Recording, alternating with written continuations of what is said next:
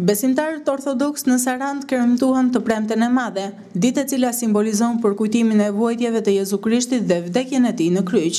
Kjo festë u ndoq nga qindra qytetarë të Sarandës, por edhe të komunave përreth, ku kryesisht jeton minoriteti etnik grek.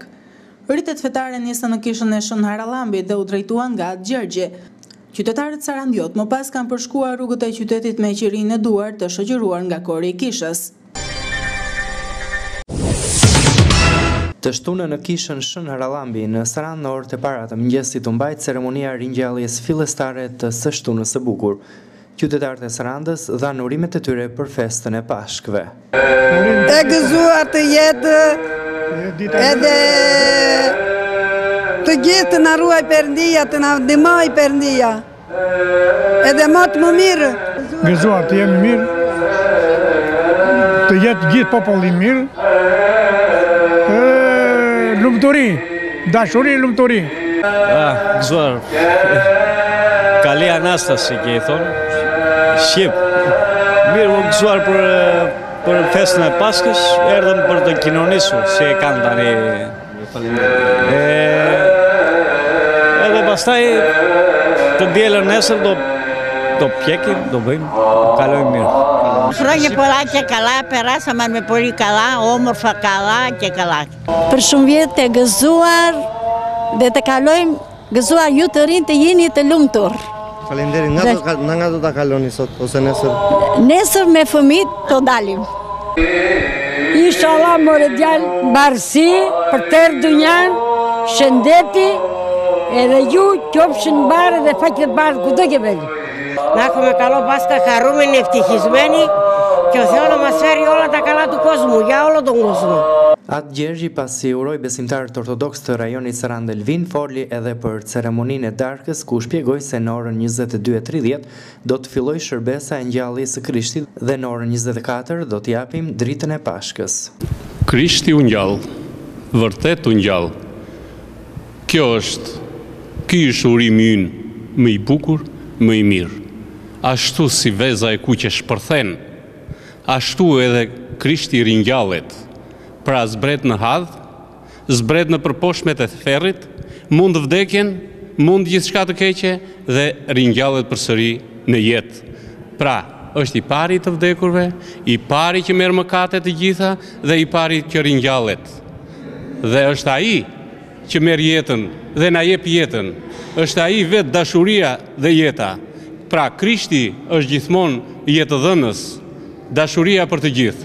Prandaj dhe unë, si besimtar, si klerik, si qytetar i këtij qyteti, uroj të gjithë besimtarët ortodoks, uroj gjithë popullin e qytetit të Sarandës, gjithë popullin dhe besimtarët e qytetit Delvinës, kudo ku janë, rreth rrotull, besimtar ortodoks, njerëz të ndryshëm qytetar të këtij qyteti dhe rrethi.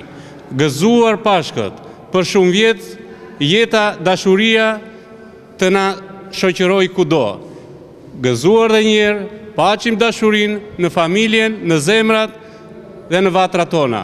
Pra, zemra jonë të ketë përullësi, të ketë dashuri, të ketë gjithmonë një ringjallje për të gjithë.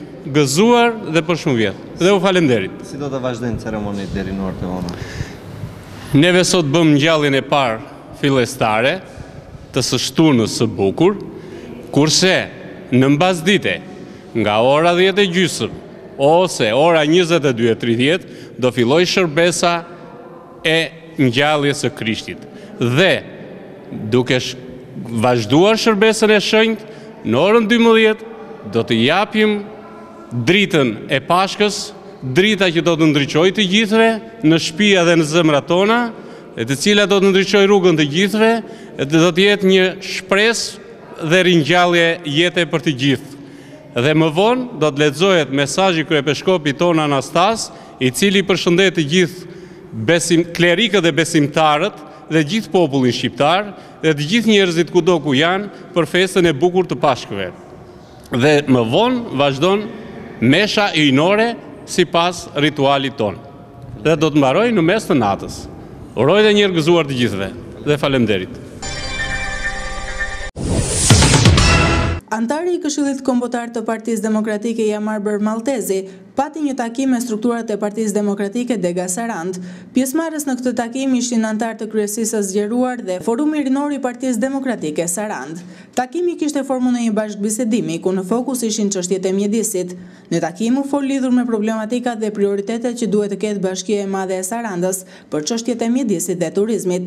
Në bashkëbisedim u prekën edhe problemet e komunitetit të fshatit Xar me tokën, problemi i kultivimit të midjes, e cila ka dalë me një përqindje squfuri më të lartë se norma e duhur, menaxhimi i landfillit të Bajkaj, ndërtimet e palishme si edhe mbingarkimi urban i qytetit të Sarandës. Takimi sotshëm kishte të bënte lidhur me problematikat dhe prioritetet që duhet ketë qyteti i Sarandës, Bashkia e Madhe e Sarandës në çështjet mjedisit, çështjet turizmit.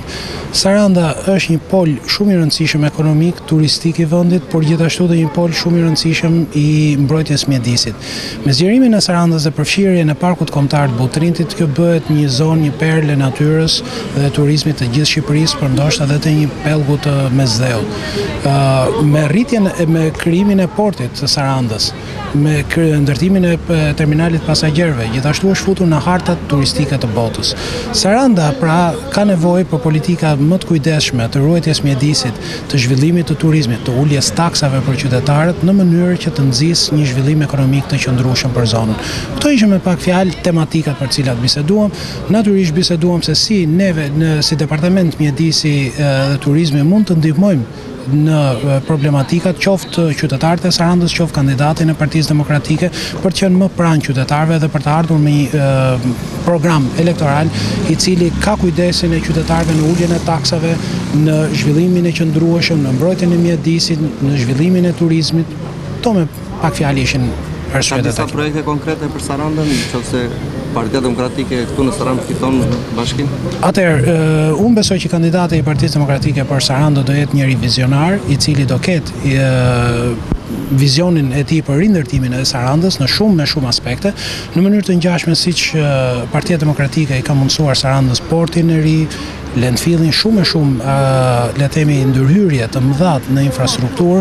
Unë besoj që do ketë vizionin që të ofrojë dhe në disa drejtime. Një nga drejtimet e para do të jenë në rihabilitimin urban të qytetit.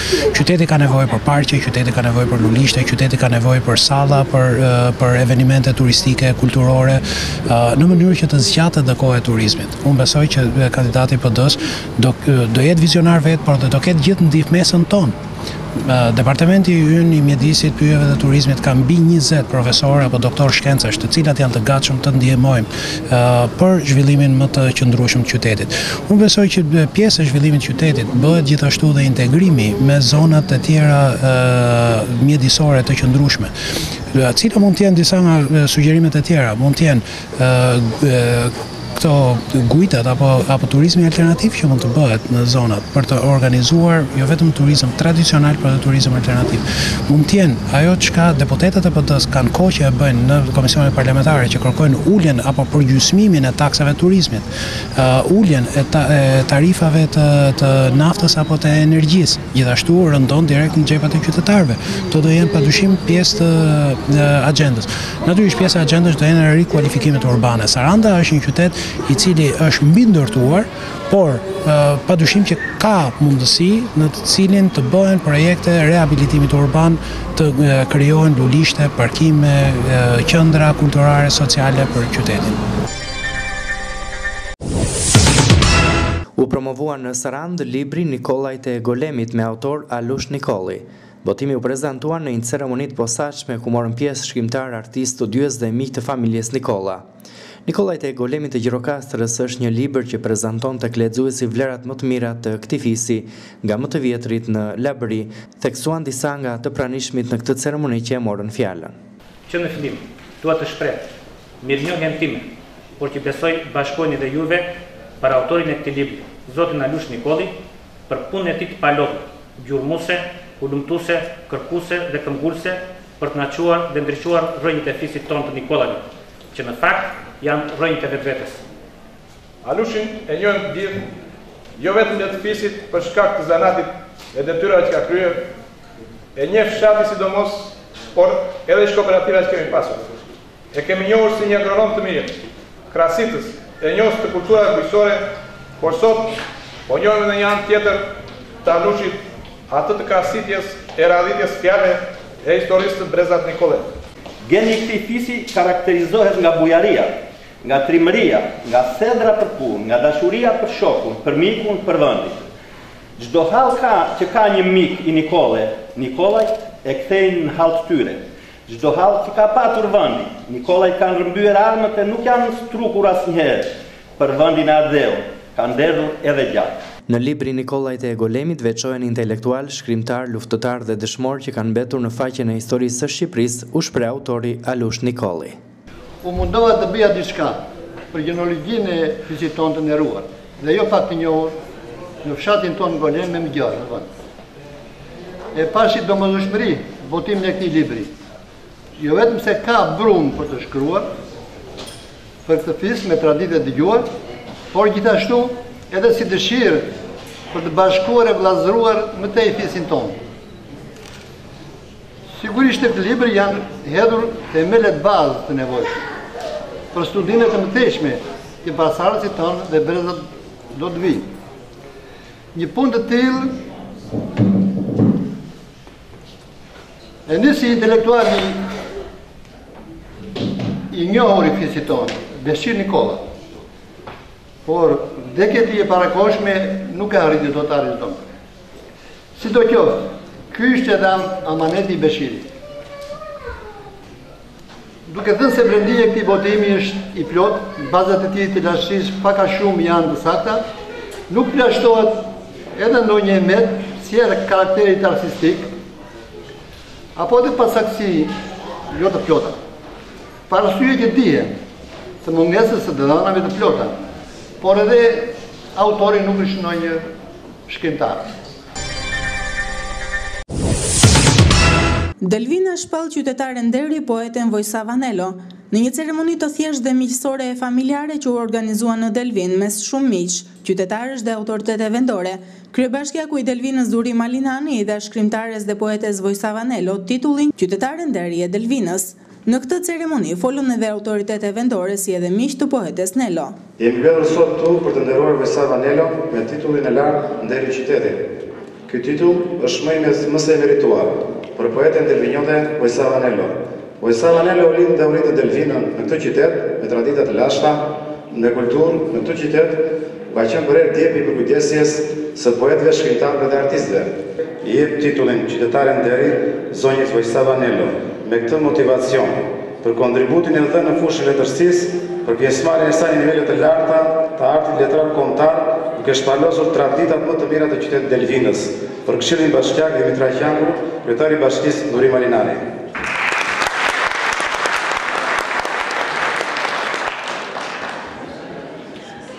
Të jap këto lule zonjës Nelo, që është një nga diamantet e kurorës të Delvinës. Është në drejtrimet e shpirtit njerëzor, pasi ati godet me butësia me forca originaliteti saj.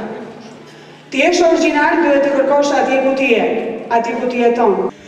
Nga shumëllojshmëria e poezive, kam zgjedhur një prej tyre. Tani të meshte, në shkuar në pushim. Brenda gjokësit të ti, mani deti. Brenda me të kajon për ty, modeste e ndjerë, më e mira punë.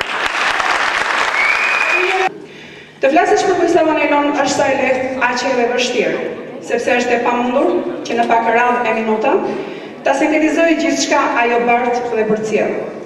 Profili i saj nuk deli plot, nëse nuk shihet edhe si poete, edhe si prozatore, edhe si femër, edhe si mike, edhe si familjare, edhe si bashkëshorte, edhe si nën, madje edhe në sa dimensione të tjera shpirtërore. Por kudo përrejnë se ajo është e suksesshme në çdo aspekt, pavarësisht që për gjatë jetës së saj është vënë përballë shumë sfidash.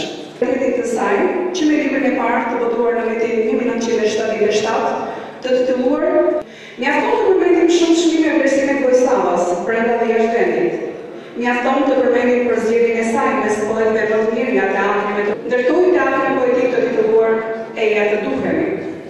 Të interpretuar nga aktorët më të mirë shqiptar si Margareta Xhepa. Ngjashëm si realizuar për poetët e tjerë, për Naimin, Lazgushin e Ligjerin. Shpirti janë plotësuar dhe vlerësuar gjithashtu edhe nga mikja ime, shoqja ime, e cila ma bëj Titulli i merituar për kontributin e saj për vendlindjen dhe letërsinë shqiptare. Është nder e përvera qytetare, njerëzore, artistike.